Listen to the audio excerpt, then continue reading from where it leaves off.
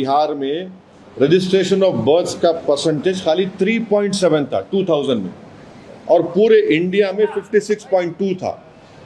2004 में बिहार में registration of birth था 11.5%, 2005 में 16.9 था।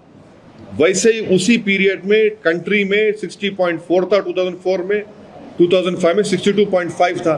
आप जो क्या बोल रहे भी, आप क्या बोल रहे कि इलेक्टर्स जो 1787 के बाद पैदा हुए उन्होंने अपना date of birth, place of birth बताना, फिर जो 1987 से 2/12/2004 तक पैदा हुए वो लोग अपना डेट ऑफ बर्थ देना, प्लेस ऑफ बर्थ बताना, अपने माँ का या पिता का देना, और जो 2/12/2004 के बाद पैदा हुए वो अपने माँ, अपने बाप का, अपना खुद का देना। अरे भाई, बिहार में 2000 में 3.7 था रजिस्ट्रेशन ऑफ बर्थ, 2004 में 11.5, 2005 में 16.9। आप बगैर किसी पॉलिटिकल ऑल पार्टी मीटिंग बुलाए, कंसल्टेशन करे, आप पूरी वोटर लिस्ट का रिफॉर्म कर रहे हैं। अगर आपको पायलट बेसिस पे करना था तो कोई यूनियन टेरिटरी का करते, आप दिल्ली का करते, चंडीगढ़ का करते, आप पूरे इस तरीके से कर रहे।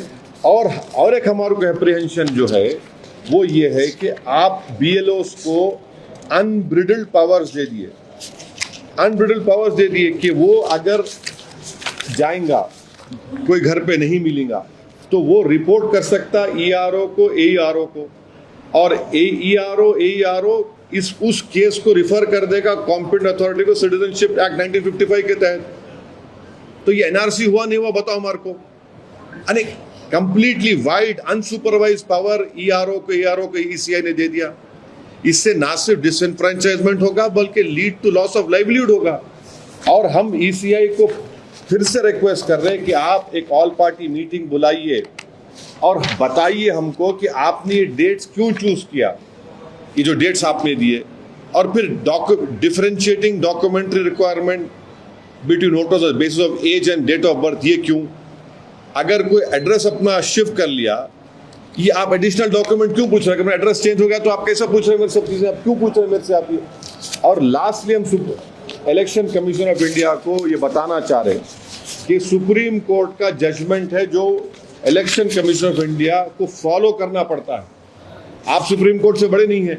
लाल बाबू हुसैन केस में जो सुप्रीम कोर्ट ने जो गाइडलाइंस दिए, जो आपको बताया, उसको भी आप वॉयलेट कर रहे हैं। तो ऑल इन ऑल ये एक्सरसाइज डिसएनफ्रेंचाइजमेंट को लीड करेगा।